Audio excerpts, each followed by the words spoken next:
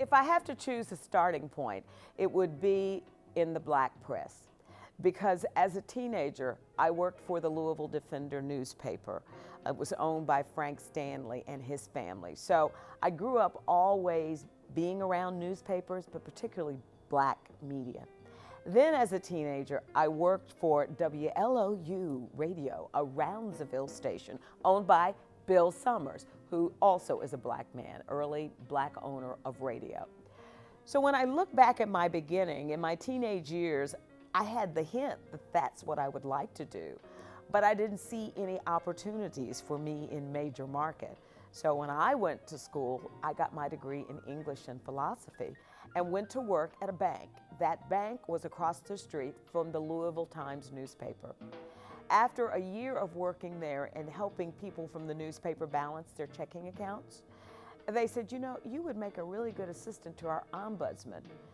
And I thought, no, I'm going to stay here at the bank and be a bank manager one day.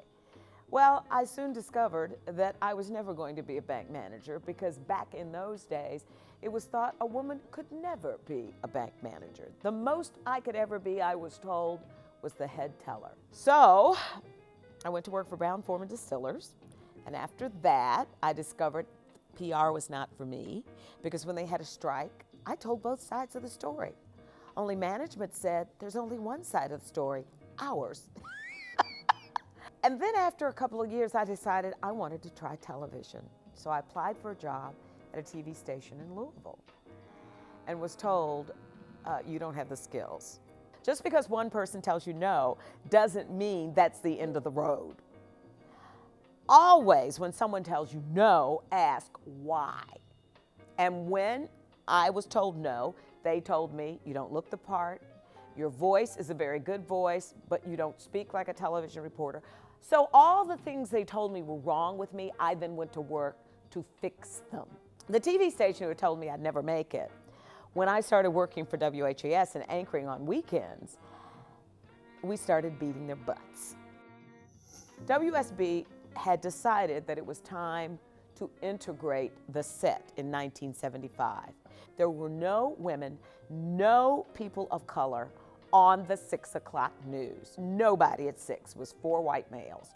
So Don Elliott Hield, who was the general manager, decided it was time that our TV anchor set should mirror what Atlanta looked like. Not more than a month later, I got the call from WSB saying, we would like to talk to you about our 6 o'clock newscast.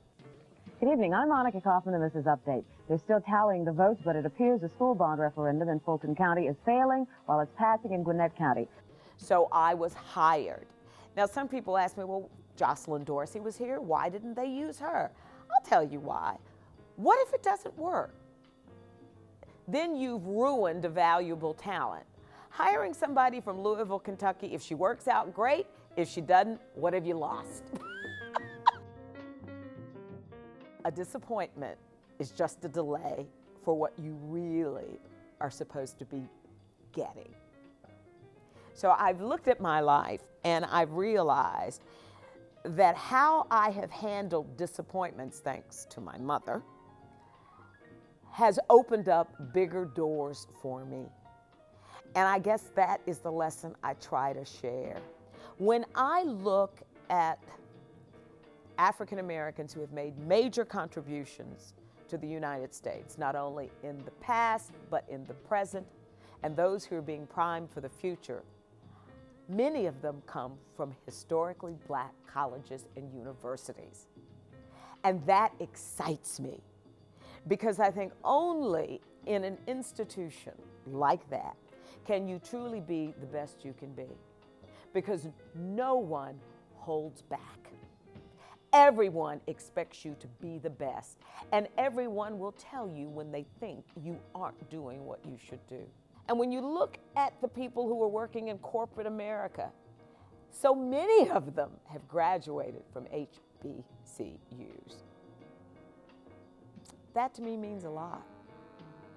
And we must continue to support these schools, and we must continue to send our children to them. It's a gold mine. We just need to mine it more.